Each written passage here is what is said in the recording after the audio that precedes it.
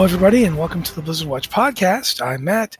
I'm your host. I am not some kind of moldering creature from beyond the grave. You just trust me. You don't need to see anything. Just trust me. With me this week is our amazing special guest star, Nick. Say hi to everybody. Hi. This is my second time on. The last time I was on here was almost exactly a year ago to talk about the world within Alpha, so it's good to be back. Tell me more about the world within Alpha. With us also, the people who are here way more often than I am at this point, thanks to my collapsing moldering form, which isn't, Joe Perez and Liz Harper. Usually I say something like, say hi, guys, and you go, hi, guys, or whatever. This time I'm going to say, reveal your souls to me. I'm the matchbook that you stick under the table to keep it from wobbling. The empty abyss stares back. Hey, it's me, the Abyss. You guys coming over later? I found out that the Void has a blue sky account. I got nothing. What was that, Joe? I couldn't hear either of you. The Void has a blue sky account. I learned that yesterday. I mean, everyone has a blue sky account. It's the new trendy thing. So why not? Why not the Void? But we are here to talk about Blizzard Entertainment and its many games, and maybe some other games when we get done with the Blizzard stuff. I know we've all played other games, but there's some other stuff happening, like there's Nintendo news and so forth. Let's just jump right into it with something I found kind of interesting because I did not realize it was happening. 11.1.5 is now going to be launching on April 22 for World of Warcraft. I should have said World of Warcraft. This is patch 11.1.5. It's going to be launching on April 22nd, which is, it says here, exactly 8 weeks. I'm not qualified to judge that, but exactly 8 weeks after patch 11.1. I pulled out a physical calendar and I counted the number of weeks to be sure I was correct. So it is probably 8 weeks. I could have miscounted, but like 90% chance it's 8 weeks. So, and the thing about this patch, first off, there's a question here let's put in that I want to relate because it's a good question. How do you, for the four of us here, because I'm actually here, how do you guys feel about the pacing on the patch? On patches in general, not just this patch, but in patches for the War Within. How do you guys feel like the pacing is going? We'll go with Nick first. This is the part where I reveal that the only 2 times I've logged into retail the past 2 months is to do the trading posts because my time has been so screwed that when I have to choose between playing on the Classic Anniversary servers or Season of Discovery and retail, I'd go for Classic. That's cool. Joe, you're probably going to answer something along those lines? No, the pacing's fine. I'm still logging into Raid and everything. Like, it's the one thing I can't keep up on. Pacing's fine. I think the tell is going to be when we get to the end of it and how long between the last patch and the next expansion. But otherwise, pacing's fine. Content release is fine. I know some people are thinking it's too fast. Some people have said that it's not enough, but they're giving us a lot of content in a pretty regular drip. So, no complaints. Do you feel like they're keeping up with the Dragonflight schedule to a degree? Maybe. Dragonflight felt, I don't know. I don't know. It felt erratic compared to this. This feels like it's pretty regular and scheduled, like moving at a expected pace. So, Les, here's a bucket full of content, splash, and more. Like, here you go. You can drink out of this glass. There's some more over here when you're ready. That's how you feel about it? More regular? Yeah, more or less. Okay. I hate the patch pacing, mostly because I don't have time to engage with it. Not because I don't have Nick's problem. I have the problem of I really want to play Diablo 4 all the time. When I open the Blizzard launcher, I drift to Diablo 4. Like I have to make myself go else places. And when I'm not going to Diablo 4, it drifts to Diablo 3. That's fair. And that's, people, part of the problem is that WoW is an incredibly social game, and I've lost my social group through no fault of theirs. Our schedules don't line up. They're West Coast, which is only an hour, but it's amazing how everybody else wants to raid at what is 11 o'clock my time to start. I'm like, no, I'm sorry, guys. I cannot start at 11 my time to be up until like 3 a.m. doing this stuff. I can't. I'm too old. So in a weird sort of way, and it's not their fault, again, lovely people, absolutely love that guild, Weeping Angels, great guys. But since I'm not doing that anymore, I'd rather go play a game where I don't feel like I'm missing out. Does that make sense? Yeah. Yeah. So So for me, the patch schedule is like, oh God, now I didn't even get a chance to do that other thing yet. And now we're doing this and so forth. So now I'm going to turn to Liz for her opinion before we actually talk about what's going to be coming in the patch and when. I do think the patch release schedule feels a little fast, but also I think Blizzard is getting a little better at doling things out in bite-sized pieces. If you actually look at the content calendar for Dragonflight and compared it to the content calendar for The War Within, they're pretty similar. In recent years, Blizzard has been releasing a new patch at 8 weeks. You get a major patch, then you get a 0.5 patch, then you get a 0.7 patch, then you get a major patch. And they're about 2 months apart. Did I say weeks before? They're 2 months apart. It's pretty consistent. But it feels like the scope of each patch is more measured, maybe? Like each patch is a good chunk of content. So 11.1, we got Undermine, which is a lot of content. We got a couple new delves, we got a new dungeon, we got a new raid, we got a new zone. But the zone isn't huge. And it's this focused area where you can do some content, you can do some story, you can bang out the story and get some interesting new things going on in World of Warcraft. You can do dailies if you want, or you can not. I mean, you can choose not to do everything. You can do the story quest and be like, okay, yeah, I'm done. That was fun. Or you can just go in and do delves all the time. Delves are a great new kind of content, I think, that is very solo friendly, and you can get really good gear out of it. So I feel like solo players have more options, and that the patches are a little more balanced as to how much content they're adding. If they added another Undermine size patch, it'd be like, oh my god, this is way too fast. But 11.15 has a lot of stuff. It's a surprisingly big patch, but it's rolling out on a schedule.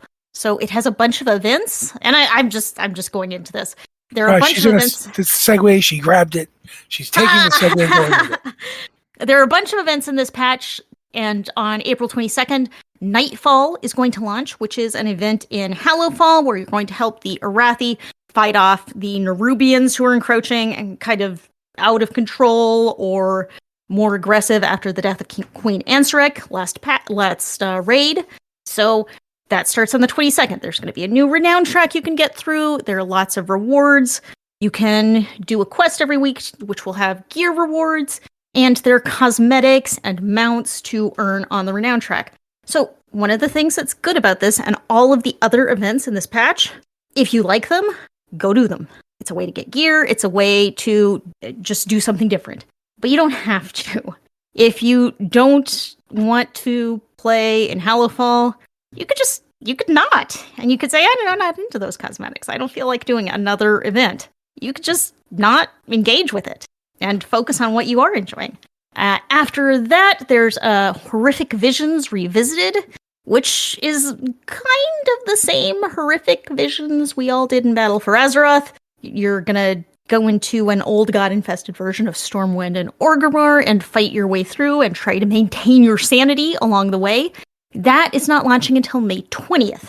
So we have a month between these events. So even if you want to do every event and collect every cosmetic, you could do Nightfall for a month, and then you could go and focus on Horrific Visions. Now, the third event is Dastardly Duos. This is the one I'm most excited for, because it is basically a cage fight where you and a party will go in and fight 2 robotic versions of bosses to work on getting the highest possible score in this goblin arena. And there are cosmetics and other things to earn there. It sounds weird and fun. That will be available from June 3rd to July 5th. I think this is a really smart content schedule because there's a lot going on, but it's not all happening at once. And you can do one thing, then you move on to the next thing, then move on to the next thing. I think that's going to work really great. And by the time we get into Dastardly Duos, we're due for another patch. So this is probably going to overlap with the next patch cycle. Which also, I think one thing you didn't mention, which is listed here, is the April 22nd to May 20th Winds of Mysterious Fortune, which is a leveling event for XP and rep buffs.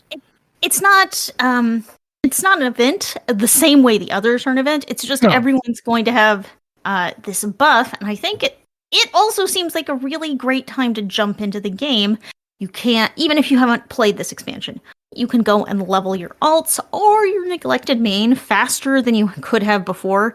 You can catch up on reputation because this is a 20% experience buff for everybody.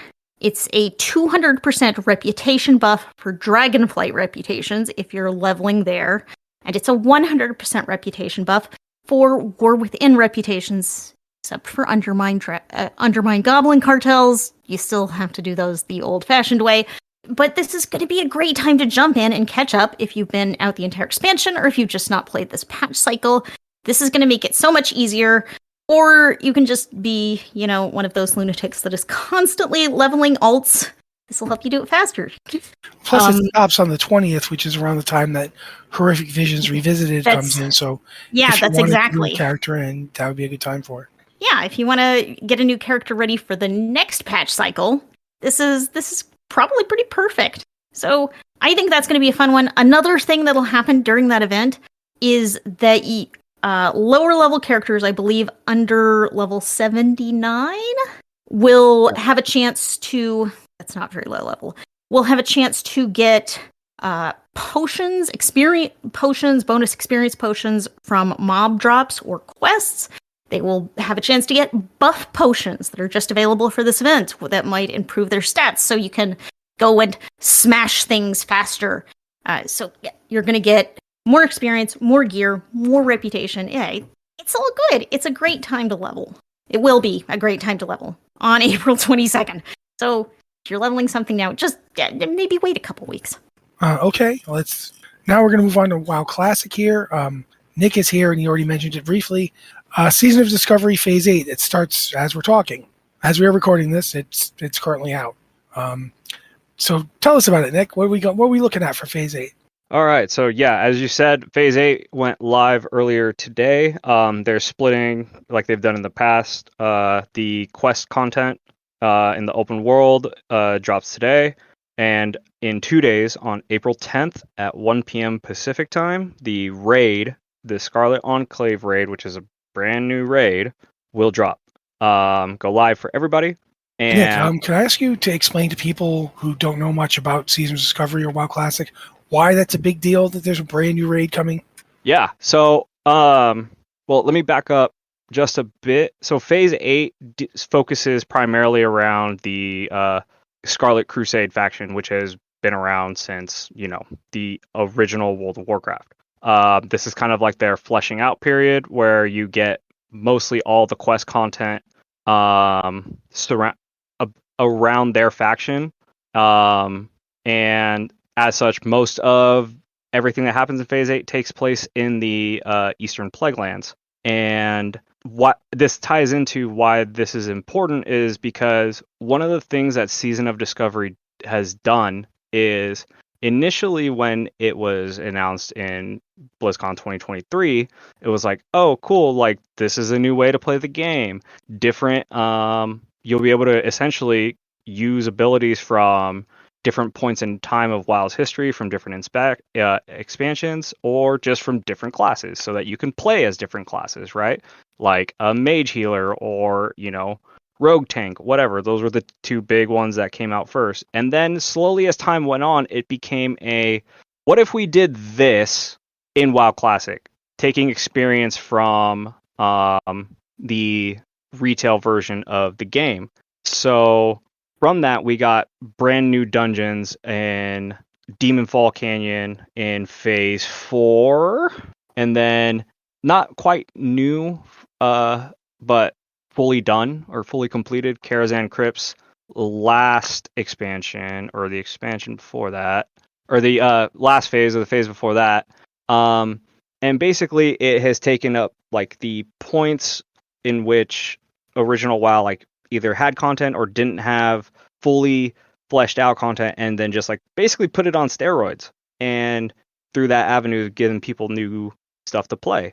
It's like a alternate version of, no, actually, no, I wouldn't say that. It's not an alternate version of WoW's history, but they've taken the gaps and have just been like, we never explained this back in the early 2000s, so we're explaining this now, and it's all just gonna fit. So for today, what starts is what they call the open or outdoor content, and as such, there's new quest content for the Scarlet Crusade in Tyr's Hand, which is a lower segment of the Eastern Plaguelands that was there in the original version of the game. But they've basically taken the starting zone from the Death Knight in Wrath of the Lich King and added that as like a full-time playable space. So they've added the town of New Avalon, and that's basically going to be your main questing hub. In order to get there, if you leveled a Death Knight back in the day, it's the place where you go and torture the civilians, right? Torture, murder. I was gonna say the first thing that comes to mind is shooting the giant eyeball beams. But yeah, eventually we get there. But yeah, this place is notoriously not on fire. At least this time around.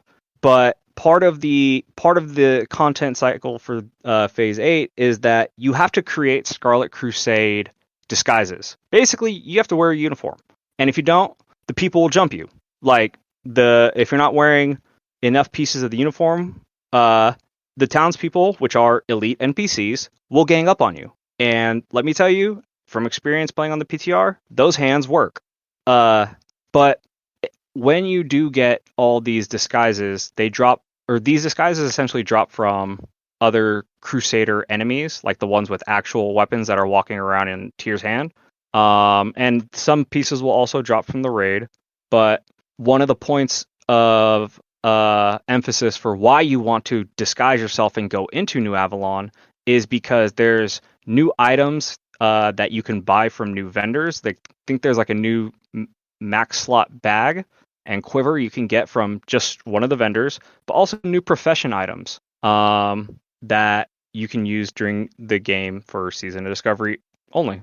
And then the raid that drops on the 10th is a 20-person 8-boss raid, and there is a legendary weapon quest line attached to it. I don't know if this counts as spoilers. I think everyone knows what weapon it is. I won't say it though, unless I. Would you say that it takes dust, preferably from things that have been burned, and brings that dust around? So does that sound possible? Yeah, with no insignificant amount of light and all that good stuff attached to it. Okay, yeah, it's basically dusting and brightening up the place. Understandable. Yeah, but only warriors, hunters, and paladins. Oops, sorry, go ahead. No, that's fine. I like the fact that it's warriors, hunters, and paladins. It goes back to like so many arguments. No, yeah. So that's and part of why Phase 8 in and of itself is so, I wouldn't say unique, but important, is because I know Liz talked about this a couple weeks ago, but like the way Phase 8 was announced was through a YouTube comment YouTube comment on a video. And like I remember sending her it, and I could see from thousands of miles away the question marks pop up over her head, because that's what my reaction was. But that's accurate, very accurate. But it was basically Josh Greenfield, aka Agrin, one of the senior game developers for the game, had said like while Season of Discovery had a end date in mind for quote content, they walked that back, brought new content, and kind of like up in the air where Season of Discovery goes from now, because by his own admission, the team has a lot of ideas of things that they want to do. And like with what we've seen, and going back to your original question earlier, Matt, Matt, of like why this is so important, is they've taken the time to really flesh these things out. So it's really more about how much longer they want to keep it up in order to bring people new content. And I know that there's probably no shortage of things that people want to see. There's years worth, I'm sure, of things like, why doesn't Blizz do this? I want to see this, blah blah blah. But now it's up in the air of what's going to come next. But it's, having played from the beginning, it has just been so fun. The entire mode. I have never made this many alts in my life, and I play all of them. I know that Joe and I used to talk a lot about how we would love it if WoW Classic did something like a Dragon Isles patch or whatever, And this is the first time. I mean, Joe, you could probably speak to it more than I could at the moment because you could probably talk more than I can. But this is the first time that they've actually really done the thing that a lot of people who are into the lore wanted them to do, is to do new lore in WoW Classic. What do you think they're going to do if they do another thing like this? What do you think it's going to be, Joe? The problem is I don't know, because it can be literally anything. But what would you like it to be is really what I'm getting at here, because, Yeah, I know what I want. I haven't really given a whole lot of thought, I'll be honest. So, I mean, if you want to tell me what you had planned or what you think, go for it, man. Well, the problem is that I'm going to be squeaking like a frog the whole time. I was just like, honestly, I would love for them to do more, like go back to Outland and do more stuff with like places near Outland. Like imagine you could do an entire zone that's just an island tethered to Outland by a few broken chains. Yeah, they can call it Porthia. Yeah, they could. But But I mean, they could like literally in the original Burning Crusade, you used to have to fly out to these islands that had the dark portals still on. Remember those? You'd have to fly out there and kill some demons in order to stop things from happening. It was part of a quest involving Illidan's people back in Shadow Moon Valley. Yep. You could absolutely just take one of those islands and just make it be the ogre place. Remember the ogre raid from... Now that we've been to Draenor and we've seen what the continent looked like before it got blown up, there's stuff you could have, remnants of the Ogron, empire, all sorts of things. You could do more with the bird people. Sorry, I'm having a really hard time talking. You could just do a lot more, and I would really love to see that in like a Seasons of Discovery Burning Crusade edition.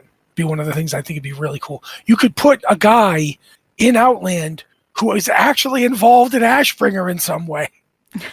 If you all remember, a lot of speculation about, you were going to find the new Ashbringer son, Darian Mograine. You were going to find him out in Outland, and he wasn't there. So yeah, I really would like to see them pick up stuff like that. One of the things I do want to add to that's kind of different about this phase, at least as it relates to the raid, is that there's no attunement quest. Once it's open, and there's no...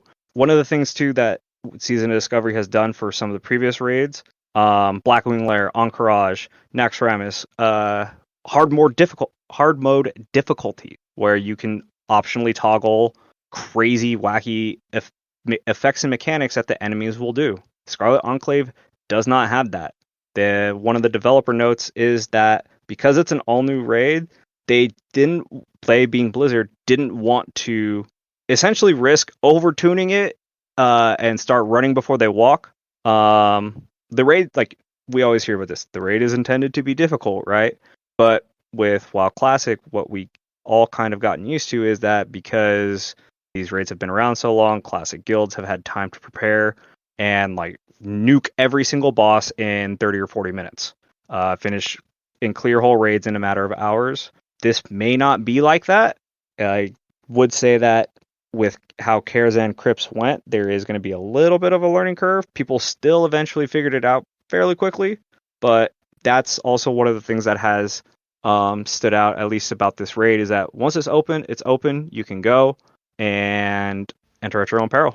That is an interesting point, because that has been something that's been going on throughout WoW Classic. There's only so much you can do to make Blackwing Lair harder for people, because people have been it's 20 years old. People know what's in there. They've seen, even if you start adding stuff to each boss fight, they were still coped with relatively quickly. So yeah, that is interesting. But that's like 2 days from now as we're recording, April 10th. So yeah, by the time you hear this, it will be open and people will have already rated it.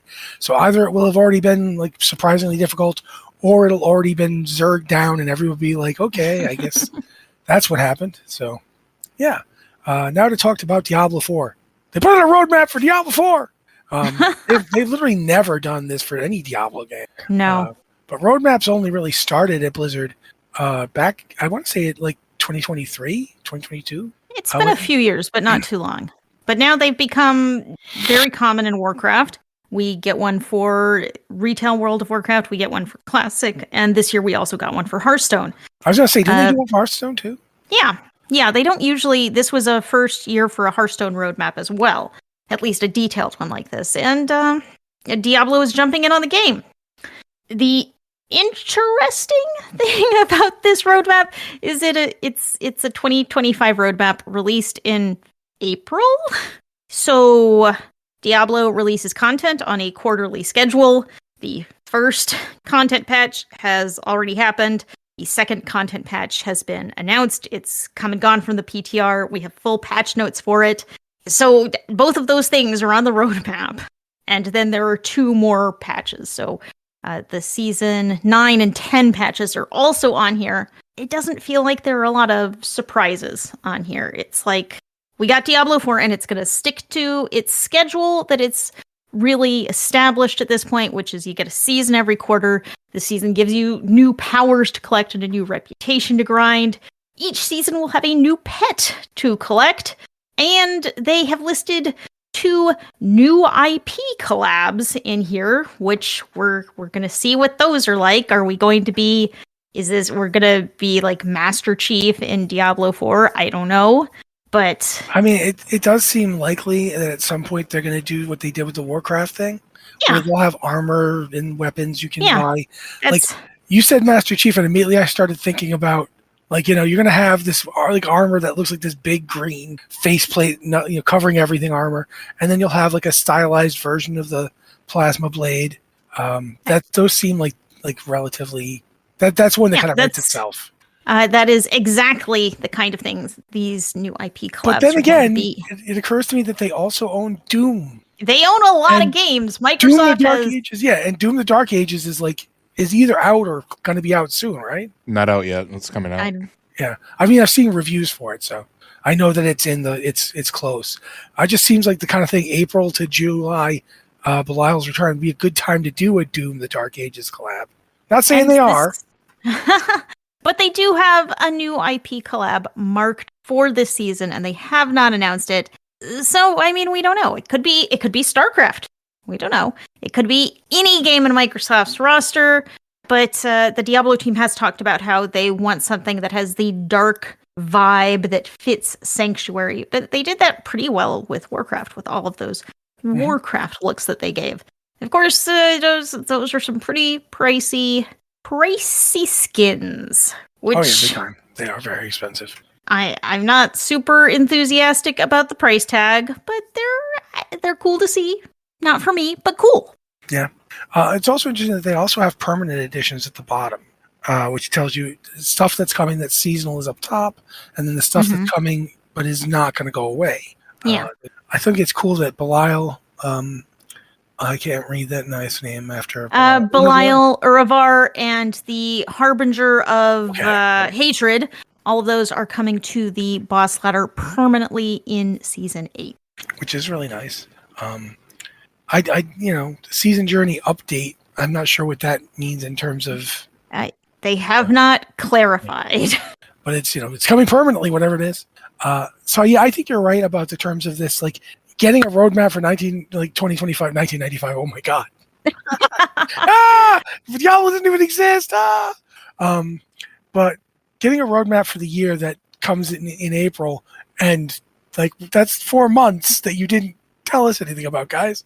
Like, oh, back there. Okay, yeah, that is what happened. Okay. Literally half of this roadmap is things that are either live in game right now or things that have already been announced. That's half of the roadmap. So that's a substantial percentage of this roadmap is not really looking into the future. It is looking into the past. Or in the present. It's like looking around. Yeah, present. Hey, here's that thing. Here's that thing. I predict this. Yeah, you're right. Here he is. But still, I think it is cool that they even have a roadmap. It does list seasonal themes for the 2 seasons following Season 8. In Season 8, we get Belial coming back. We're going to earn new boss powers in the season that we can destroy things with. I think that looks really fun. Season 9 is Sins of the Herodrum, which they have a few. where you will be collecting Herodric powers. You see a theme here? There's a theme here. And they're also going to be doing some new activities in Nightmare Dungeons that are kind of maybe focus players on doing more of those. They do kind of become samey after a while, so we'll see what that is. And season 10, I had to do a count, Infernal Chaos, where you will collect chaos powers. And they'll be updating Infernal Hordes, so I expect some sort of theming around the Infernal Hordes. And this is another one of the IP collab months. Yes. Seasons. So it really feels like it's a roadmap, but it's a roadmap that confirms that we are on the road that we're on. We're on the road that we're on. Yeah, exactly. Yep. And every season we're going to get new powers that we can collect and have a new reputation to grind. And it's like, okay, well, these sound kind of the same. That's fine, I guess. But this does not excite me like a Warcraft roadmap does, because a Warcraft roadmap, it's always like, oh, what's this? What's this going to be? How exciting. What's this icon with a house on it? Oh my God. The reason that this isn't necessarily so exciting to go along with what you're saying is that this stuff's all fleeting. Yeah, that's true. Like when Warcraft tells you, oh, we're going to have Undermine isn't leaving. And Undermine isn't just limited to making a new character so you can experience Undermine. I feel like the decision to make Diablo 4 more multiplayer has kind of led it to bleed into what it is in a way that makes it feel really strange. Go ahead. It's a game that can't really decide, is it a single player RPG or is it an MMO? And even, is it an MMO or is it a seasonal single player game like Diablo 3? Diablo 3 is not single player exactly, but it's a small group, non-persistent world, non-shared world, whereas Diablo 4 is a persistent shared world. It feels like what almost is needed is to get like an old Neverwinter Nights server and like have a DM making stuff for people. Like honestly, it feels like it wants to be that, but doesn't really know how. And also, all of these seasonal patches. I'm still loving it. Yeah, all of these seasonal patches they aren't going to have big stories, or at least historically, the seasonal patches do not come with significant story beats. And when you say Infernal Hordes updated, that even brings that energy even more, because whenever they do an update like that, they do even less story wise. Like, here's the quest explaining that, and then okay, whatever. Yeah, so it's like, okay, we have all of these new powers to collect, and they're going to be gone. World of Warcraft had that big problem with borrowed power, where it felt like the game was in a treadmill. Every 2 years, we're getting a new expansion where we collect a MacGuffin that's super powerful, and we're going to spend the next 2 years powering it up. And then at the end, we're going to lose it. We're going to drop it down a mine. We're going to give it away, and then we're going to go into the next expansion. It's going to become the major villain a few expansions down the road. Yeah, but it's like we go into the next expansion and suddenly we are less powerful and we're starting over with a new MacGuffin that we are going to power up and then lose. So, and that was frustrating enough that Blizzard changed direction. They've stopped doing that in World of Warcraft. At least not to the extent they were. But Diablo 3 and Diablo 4 are both based on this seasonal system where every season you earn something new and exciting to play with, and it's around for the season, and then it's gone. And then you do it again, and again, and again, and again. So it works in Diablo 3 in a way it doesn't work in Diablo 4, though. I think it's because Diablo 3, it's not trying to be an MMO, and it's not trying to be a single-player RPG either. Diablo 3 knows what it is. It's a Diablo game. It's an ARPG. It's small group content, and it is all about the gear grind. And that's it. That's it. It can be, It's focused. Diablo 4 is trying to be a lot of things to a lot of people, and sometimes that intersection feels very strange. I would agree. But nevertheless, I'm happy that they're doing it, because I'm hopeful that by doing it, they'll start to be able to hone in on what they really want to be doing and what they want to tell people about. But regardless, go ahead. Sorry. It also does suggest that there is, in fact, a plan, and that they aren't careening from player feedback to player feedback. They do have, there's a plan in action here.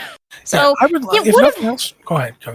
it would have been nice if they had included like, okay, what's the next quarter's patch? Because we're already in the first patch of the year, which is on this roadmap. It would have been nice if they'd stretched this out for 12 months of changes in Diablo, but they didn't. It just goes through the end of 2020. And then there's like a little in 2026 stuff you already knew. And the end of the roadmap is literally on fire. It says new expansion, and it's surrounded by fire. So this is 5, Liz. the expansion. No, I was just saying, Liz, it's Sanctuary. It's always on fire. Yeah, that's fair. That's fair. This world is on fire. Sorry. It's on fire, or it's being invaded by demons, or it's covered in skulls, or there's a rain of blood coming down. Or all but these fire, things. all of them at once. Fire is easier to represent than a rain of blood on a still image. Yeah, and less gross, really. Yeah. But we also should talk really briefly, at least. I want to make sure we do mention this. We got another look at what the EU is going to have for guidelines for microtransactions. Nick, you wrote this, so I'd like you to explain it. Yeah, so this is like in my wheelhouse for what I do day to day.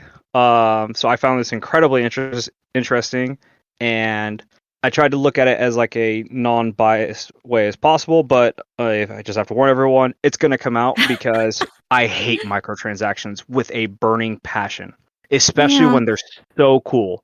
But go ahead, Liz. They're extremely easy to hate. So I know that you guys talked about this either on the last show or the one before that, but essentially what it is the European Union's Consumer Protection Cooperation Network, which is basically I'm going to use the word international in the sense that it's all different European Union countries have essentially delegated agencies to look out for the best interests of the consumers by enforcing consumer protection laws against companies. And one of the companies that they found in violation of essentially predatory microtransactions via in-game store and purchases was Star Stable Online, specifically as it relates to kids.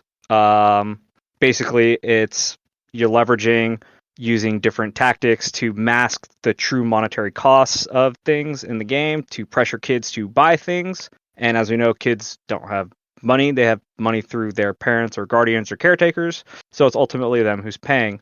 In the fine print of this, they did two things. They released a set of guidelines for all companies to follow that essentially gives best practices of how to look out for the consumer who may be purchasing things via online game store without taking advantage of them, one. But the second part was that they gave Star Stable Online a month to respond in writing how they're going to fix their in-game store.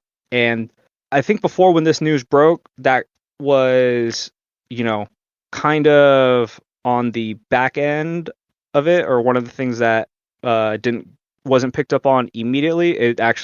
I didn't pick up on it the first time I read it. I had to read it a second time, and that's when it really stood out to me, because the big thing here is here are guidelines to try and protect people against like predatory microtransaction schemes, right? Which is things like utilizing things like FOMO, limited time offers. Buy this, it may never come again. You don't know when it's going to come again, so you got to buy it right here, right now. Buy.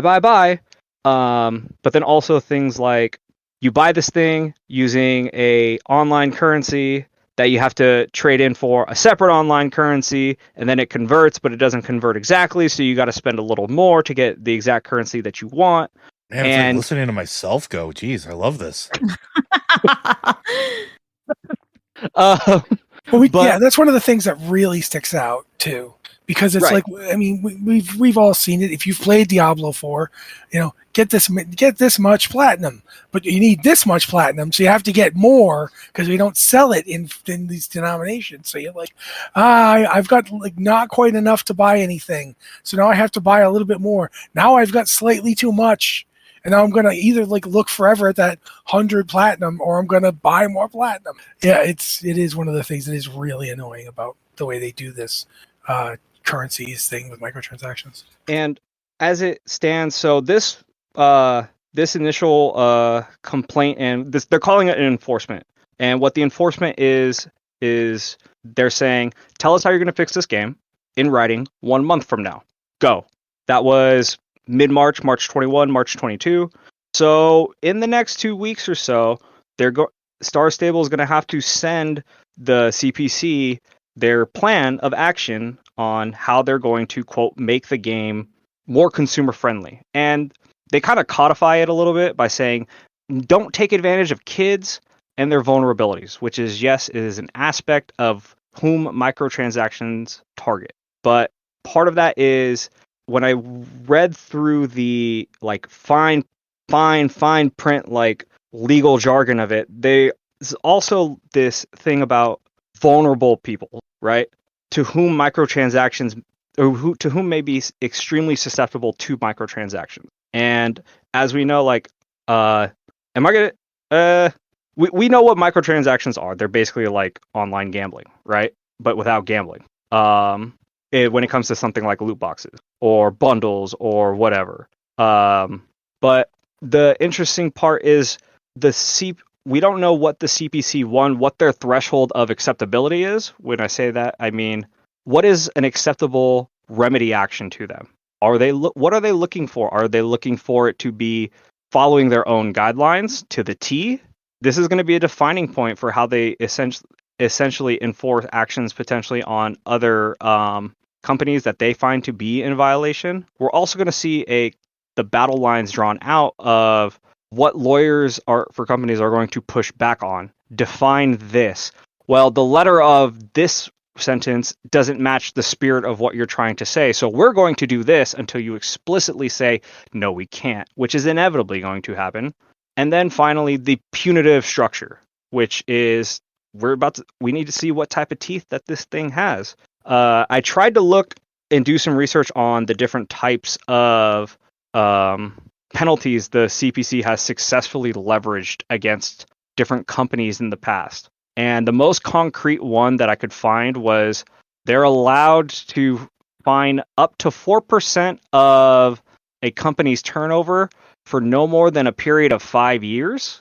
But also, one of the things that stood out to me was some of the companies that they said, hey, fix your site to be more consumer friendly. The companies kind of just did that. And these aren't like small companies. These are companies like one of them was Meta. One of them was Booking.com.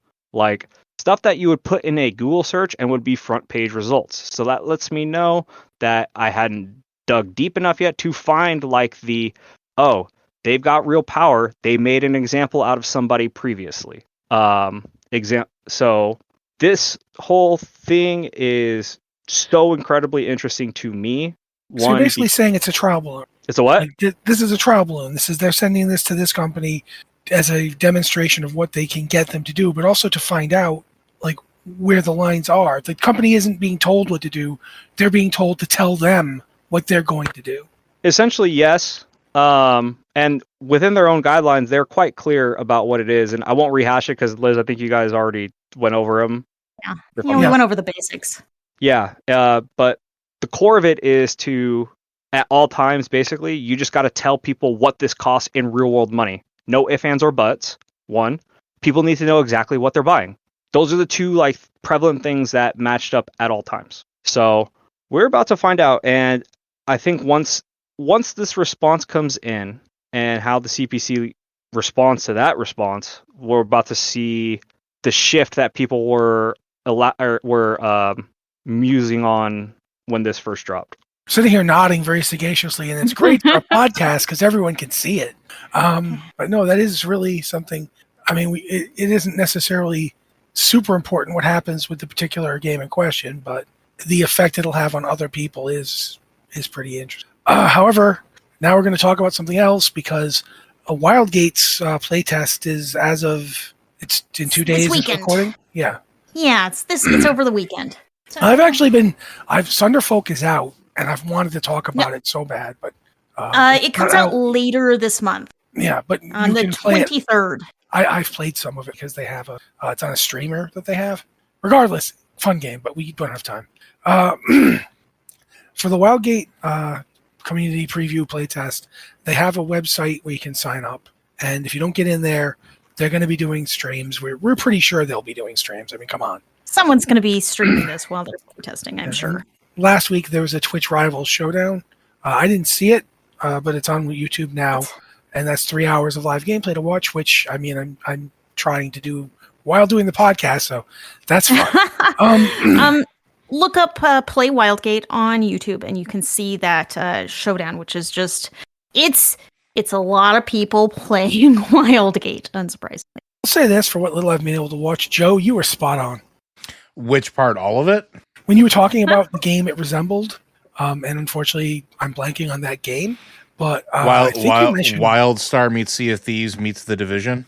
Yeah, I mean, you could even say there's a little Rocket League in there, but yeah, it's I saw a tiny piece, but you know, Rocket League was fun. Regardless, it does the Division in particular, you can really feel the extraction. Because it had very big extraction shooter vibes, which not a bad thing. And honestly, it looks fun from what little I've been able to watch of this 3 hours. You know, I'm sitting there going, oh man, I can't afford to get into another game right now.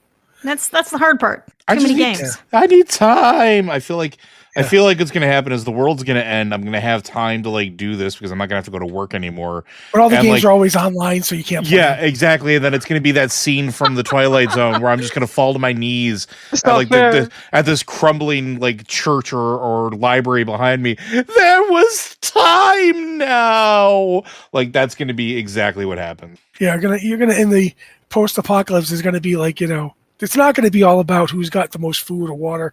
It's going to be who can build themselves a stable enough server to basically, you know, make their own version of a server. Oh, that's already my apocalypse plan, man. Me and my friends. Yeah. Because I'm friends with a bunch of like very high tech, neat like nerds that also happen to be, you know, archaic weapon enthusiasts and archaic skill enthusiasts. We're good. Well, keep me in mind, I grew up on a farm and I know how to do butchering. Nintendo Switch has got some stuff here. More info sourced from the Switch 2 Direct. That was, we talked about the Direct itself last week, that basically there's now a blog there was a Nintendo Direct, and then after that there was a Switch 2 Direct that was just about the Switch 2 coming out. So what we now know is the console itself is going for about $450 US, $500 for the console plus Mario Kart World, which is actually a pretty decent deal because Mario Kart World is $80, right? We should specify that a lot of this is in the air right now. So yeah, I don't think all of it is. I don't think we should go ahead. So the console release date is June the 5th. Pre-orders for the console were supposed to start this week, but due to tariffs, Nintendo has delayed pre-orders, and this may impact pricing. So they announced $450 for the console, $500 for the bundle. We do not know if those are going to be the final price. We do not know when we will know this answer, and we don't know when pre-orders will actually be. Both the United States and Canada have no pre-orders right now. Yeah, it's not just the United States. They're both of us are in trouble. So if you want to switch, stay tuned because pre-orders are going to come sometime. Which is a shame because like this is one of the most hyped things that has happened in a while in gaming. And like from a tech spec perspective, because I'm going to talk, I've been real quiet, so y'all get to go. I can drink more. From a tech spec perspective, this is better than a Steam Deck. Has 4K resolution through the dock to whatever it hooks up to on the TV. It's bigger. It has a better, an on-par battery. It pulls the same or more power than a Steam Deck. And like all of its tech specs put it better than. And Steam Decks are 350 to 400, I think, in that range. It's been a while since I've looked at them. And this coming in at 450 to 500, if we get that price, is right on par with like a next generation leap in it. The fact that the Joy-Cons are bigger, which is absolutely fantastic. The feature that I didn't think I was going to want, which is something that they put in here, which I think is really, really cool, and has always been my complaint about games that utilize motion controls, is that I would always just rather use a mouse. It's way more precise for me. And in this particular case, You can. The Joy-Cons detach and are actually they can be used as optical mice. This and the thing that got me about this, and I want before I talk about the showcase titles, developers have already gotten their hands on this, and the ones that have already started developing for this platform have said this is the easiest console platform that they have ever had the joy of developing for, because it's basically a computer. Nintendo did exactly what everybody else should have been doing from the beginning. And I said this when the Switch came out, because the original Switch was basically built off the old NVIDIA Shield platform, same chip, same everything. This is doing that with just looking at it like everybody just wants a PC that they can carry with them. Nintendo's just like, cool, let's just basically make this. It's going to be probably not very long after this release before it gets probably jailbroken and people load Windows or some other operating system on it. But some of the titles they showed off was the Mario Kart World, which is an open world Mario Kart. Of course, something everybody's been looking for. There's a GameCube retro pack that's being released with like Pokemon XD, Luigi's Mansion, Chibi Robot, and a GameCube controller, which is really good because you always love to see that. You're getting Elden Ring on the Switch, which, yeah, let's go, buddy. Deltarunes chapters 1 through 4, Hades 2, Silk Song was showcased slightly. It's one of the most anticipated games of all time, and we've heard absolutely nothing from Team Cherry in a while, and then here they are. Civ 7, Cyberpunk 2077, which does run wonderfully on the Steam Deck, I want to point out. Hitman World of Assassination, Professor Layton, Tony Hawk 3 and 4, Street Fighter 6, which is absolutely great, Split Fiction, which people have been really, really enjoying. And then they finished it with showing off a brand new 3D Donkey Kong game. The last time they had a 3D Donkey Kong game that was like this hyped was Donkey Kong 64. Like, I remember going out of my way to not only buy it because it was a banana yellow cartridge on a jungle green Nintendo 64 with a jungle green Nintendo controller, but like 3D Donkey Kong games, turns out they're fun. 3D platforming games, turns out they're fun. And almost assuredly, we'll probably wind up getting an announcement of a new 3D Mario game sometime relatively soon, as well as probably some Zelda item at some point or another. It's really, really cool. And also, they released a guide for backwards compatibility or incompatibility. Almost all of the OG Switch games are going to be just fine. The ones that aren't are going to be ones that rely on like the Labo ecosystem or some of the other niche products. Oh, and by the way, like they have voice chat now built into their platform, something that people have been begging for that you had to use a third-party app for before, that's great. There's also a screen sharing add-on and a webcam, but not just a regular webcam. The regular webcam looks like it's probably done by like Logitech or something like that. There's a Piranha Pete shaped webcam that has already been spoiled, like, and it's cheaper than the regular webcam. Guess which one I'm buying if I get the opportunity to actually purchase this. Like, everything about this is super hype in like all the right ways. They're not making outlandish promises, but they are doing everything right. And the last interesting thing, and I forgot to mention this with the titles that were showcased, not only is Elden Ring going to be on here, From Software is doing a game called Duskblood. It looks almost exactly like Bloodborne 2, a game that everybody has been begging for years From Software to make. I'm not saying that it is Bloodborne 2 because they're going to say it's probably not legally distinct, blah, blah, blah. But it looks like Bloodborne 2, and I'm here for it. Right into my veins, and it's going to be a Switch 2 exclusive, looks like, or at least a timed exclusive. Basically, spiritual successor, if nothing else. Yeah, it's everything except for the name, like the aesthetics, the combat that they showed in the preview and the videos looks exactly the same. Like, yeah, it's there. Like someone playing BioShock and it's going System Shock. Wink. Yeah, exactly. That's exactly what it is. So we're hoping that we're going to learn more in the coming weeks. I'm sure that they're waiting to see how tariffs shake out with specifically from Japan as well as China, because there are some components that are made in those countries that are traded between them and how that's going to affect things. And I think it's ambitious to keep the release date on June 5th. We're going to see if that holds. because they're going to have to do something for pre-orders at some point. Otherwise, it's going to turn into absolute bedlam when this thing releases. I think people are going to be so hungry for a happy win that you're basically going to have rioting in the streets if people can't get this. It's going to be worse than the PS5 if they can't get their hands on. But that said, I'm all in as long as I can get it. I'm going to be a happy camper. Like, this is what I want. This is, and like, I've been a huge proponent of portable handhelds for a while. Like, when Phil was on last, we talked about playing Monster Hunter on the PlayStation Portal, which I absolutely adore as an extension of my PS5, and being able to play it anywhere I have Wi-Fi is fantastic. Having no latency in that is great. But then having this and having games like Duskblood and, you know, Mario Kart World or the entirety of Cyberpunk 2077 at my fingertips on a handheld device that I can then plug in back home and have 4K gaming experience on with my nice TV makes me really, really happy. And I'd already considered getting a Steam Deck. This announcement basically said, hold up, wait a minute. You already have other things that do similar stuff. Why not just wait and get this instead? So I don't know how you guys feel about it. I've rambled for about 15 minutes, so I'm going to stop talking now, take a drink of water, and kick it over to Liz. It's your time, Liz. Everything you said. That's all I got. No, site news. Oh, site news. Okay, I'm not talking about Nintendo because. Well, I mean, Nick can give his. Go ahead.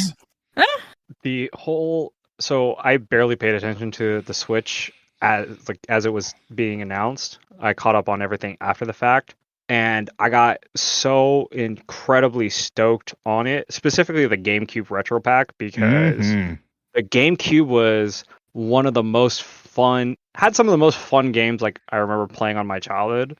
Like, we got Wind Waker, there's Luigi's Mansion, there's Melee, there's all these awesome titles.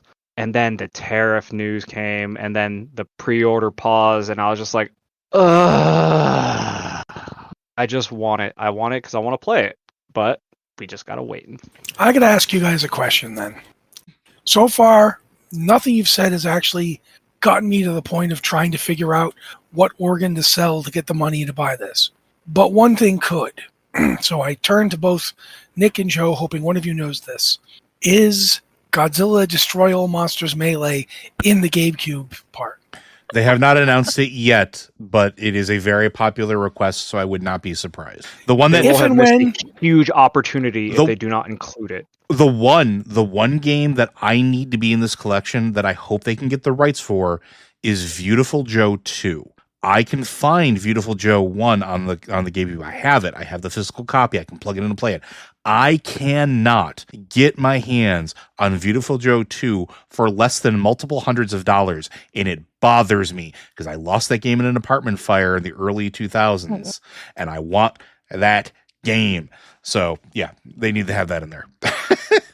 I just need it to be Godzilla Destroy All Monsters Melee because I lost that game when I lost access to my GameCube when the person who had the GameCube and I stopped being in a relationship. And I'm looking directly at a non-existent camera right now. The non-existent camera is zooming in so Nintendo can see my eyes. If you give this to me, I will destroy nations for you. As Godzilla. Because that's what he does. So do this. Playing the sad adoption music right now. Yes. If this were a video podcast, totally different show. Yeah. Just the zooming in part. No one wants to see that. But regardless, now I'm going to say to Liz, please do this site news for us because I need you to do that. Hello, I would like to remind everyone that Blizzard Watch is made possible by listeners like you. It is the support of many people that lets us help this site keep going, helps us make these podcasts, write all of these posts. I usually call out new supporters or upgraded supporters here, but we didn't have any in the last week, which is fine. It's a financial kind of rough. I totally understand. But if any of you out there can support us, it really helps. And everyone who is supporting us, who has stayed supporting us, I know we have some supporters who have been here supporting us since the site started. Thank you guys. You are why we are here. That is the only reason we are here at this point because, it costs, it takes time, it takes money, and it takes a lot of people to run a website.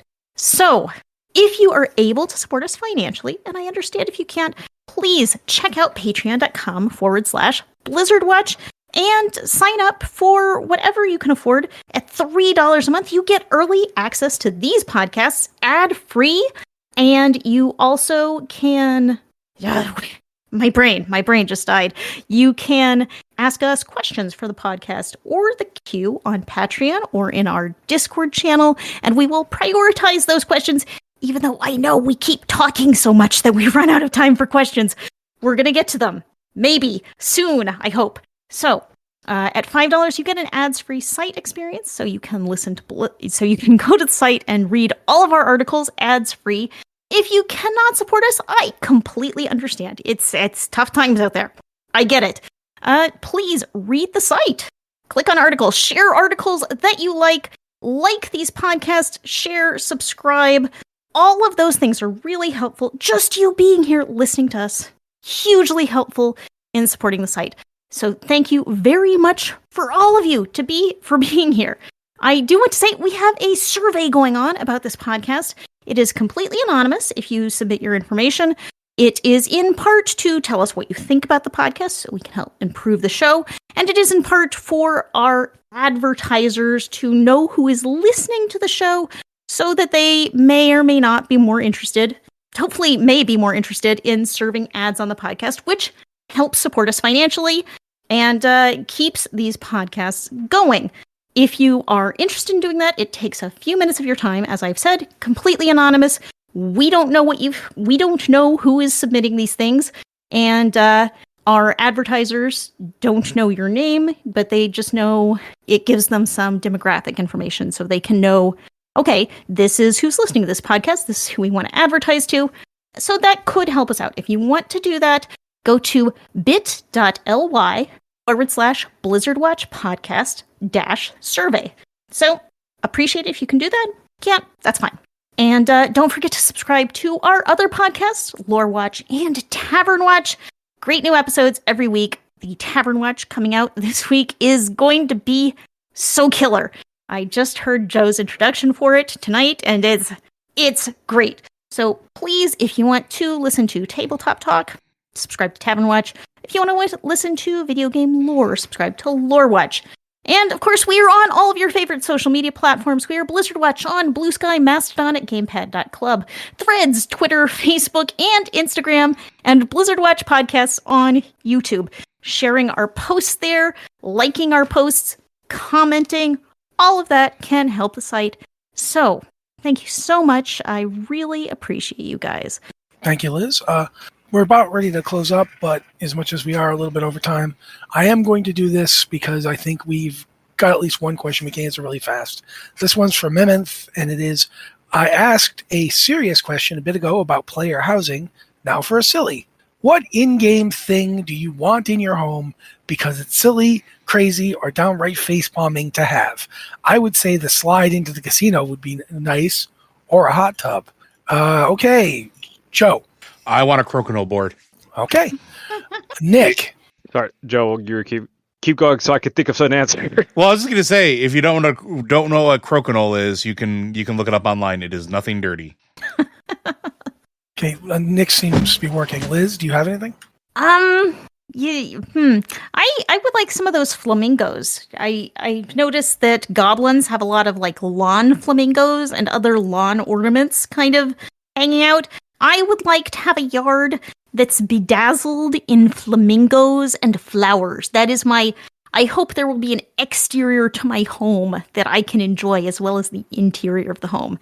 And that exterior is going to have flamingos. Okay, Nick, you ready or you want me to go? No, I got it.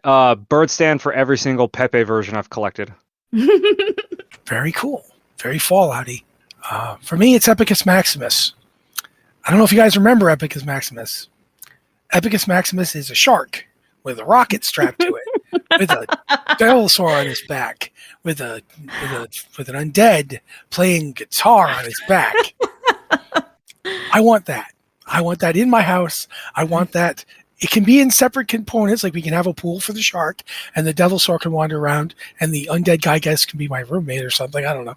I'm not going to kick him out. I mean, obviously he's an integral part of this process. But then outside, there could be like a statue of Epicus Maximus, and maybe a big hologram of Epicus Maximus flying around in the air. I want Epicus Maximus to be the core of my housing experience. So that's my answer. Shark, dinosaur, undead with guitar. Oh, and the shark has a laser gun, a huge one, on his back as well. That's also integral to the process. Because I of feel course like it that has does. to be. Yes, you know that it is. Yeah. We all know. But that is, I believe, that is the entire podcast now, guys. This has been the Blizzard Watch podcast.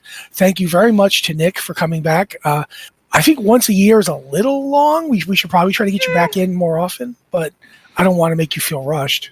No, I had fun. I had a lot of fun. Thank you for having me. No problem. Also, thank you to Liz and Joe. Joe, who has already declared himself the matchbook that keeps things going. I like to think of him as the all-purpose shape rock thing that just goes in a million places. Like you can hit people with it. You can hold things up with it. You can weigh things down with it. You can keep your wife's snakes from getting loose with it. That last one's real important. If you know that my house is full of like 30 I can deal with snakes. utility rock. That's fine. Yeah, you're just very important. You keep the whole thing going, and you keep those snakes in their containers. Also, thank you to Liz for not having 30 snakes here. Quite frankly, sometimes I need a break. Okay. Thank you guys so much for being here with us. It's been the Blizzard Watch podcast, and we'll see you next week.